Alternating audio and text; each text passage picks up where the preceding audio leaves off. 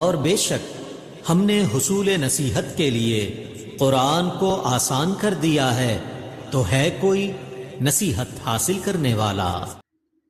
السلام علیکم ورحمۃ اللہ وبرکاتہ۔ امید ہے کہ آپ سب بہنوں خیر و عافیت سے ہوں گی۔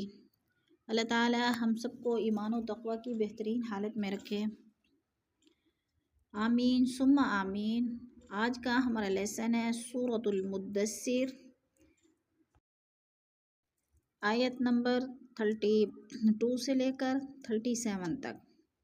آسان الفاظ میں تجوید سیکھیں گے لفظ بہ لفظ۔ آئیے شروع کرتے ہیں۔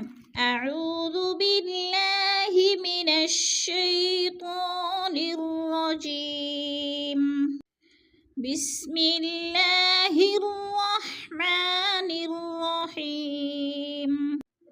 کلا والقمر، کلا، کلا جو ہے لام مشدد ہے اور ادھر الف مدہ ہو رہا ہے۔ الف خالی سے پہلے لام کے اوپر زبر ہے تو الف مدہ، الف مدہ کو ایک الف دو حرکات کے برابر ہم نے کھینچ کر پڑھنا ہے۔ کلا والقمر، ول، اب یہ درمیان میں الف اور لام آ رہا ہے تو الف خالی ہے، الف کے اوپر کوئی زبر زیر پیش نہیں ہے، اس لیے ہم نے واو کو لام کے ساتھ ملا کر پڑھنا ہے۔ واو الف لکھنے میں آتی ہے، پڑھنے میں نہیں آتی۔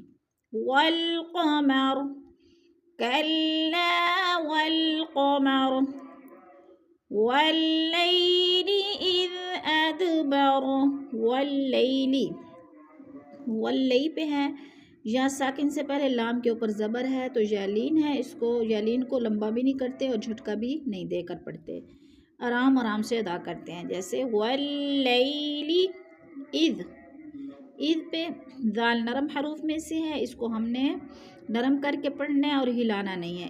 اذ ادبر، اد کو ہلا کے پڑھنا ہے کیونکہ یہ دال حروف قلقلہ میں سے ہے اور ساکن ہے، اس لیے ہم نے اس کو ہلا کر پڑھنا ہے۔ ادبر، واللیل اذ ادبر، والصبح اذا اسفر، والصبح، صوب پہ قلقلہ ہو رہا ہے، با ساکن ہے، اس کو ہلا کر پڑھنا ہے اور حروف قلقلہ میں سے ہے، ہلا کر پڑھنا، جنبش دینی ہے۔ والصبح اذا، اذا پہ مد منفصل ہے، حروف مدہ کے بعد حمزہ دوسرے کلمے میں آ گیا ہے تو ادھر مد منفصل ہے، یعنی 4 الفی مد ہے، 4 الف کے برابر ہم نے اس کو کھینچ کر پڑھنا ہے۔ والصبح اذا اسفر، انہا لإحدى الكبر، انہ کی نون مشدد ہے، غنہ کریں گے، ناک میں آواز لے جائیں گے، سختی سے جمع کر پڑھیں گے۔ ہا پہ الف مدہ ہو رہا ہے، الف مدہ کو پھر ہم نے کھینچ کر پڑھنا ہے، ایک الف دو حرکات کے برابر۔ ہا باریک ہے، حلق سے نکالنا ہے۔ لإحدى، دال کو ہم نے لام کے ساتھ ملا کر پڑھنا ہے، اس لیے کہ یا اور الف کے اوپر کوئی حرکت نہیں ہے، زبر زیر پیش، تو لہٰذا ہم نے دال کو لام کے ساتھ جوڑ کر پڑھنا ہے۔ لإحدى الكبر، اور را کو وقف کی صورت میں ساکن کر کے پڑھیں گے۔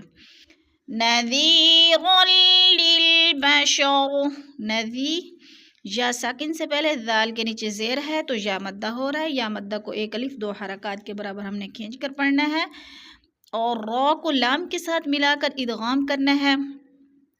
را دو زبر لام مشدد تو ادغام ہو رہا ہے، سختی سے جمع کر پڑھنا ہے۔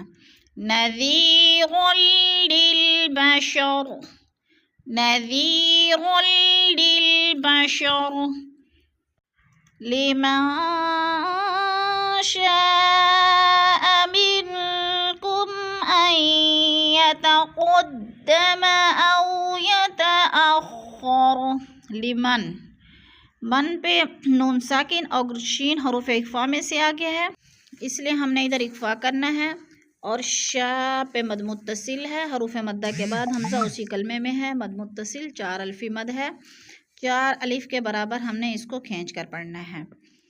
شاء، آگے من کو من پہ اخفا ہو رہا ہے، نون ساکن کے بعد کاف حروف اخفا میں سے ہے تو ادھر اخفا کریں گے، غنہ کریں گے، ناک میں آواز لے جائیں گے.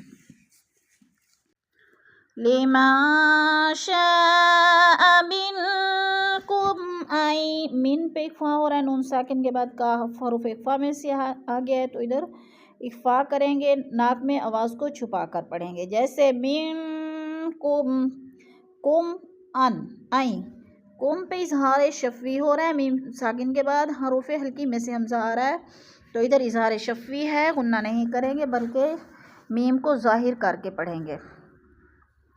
منکم ان یتقدم، آئی پہ حمزہ کو یا کے ساتھ ملا کر پڑھیں گے، نون ساکن کو نہیں پڑھیں گے، حمزہ کو یا کے ساتھ ملا کر ادغام کریں گے.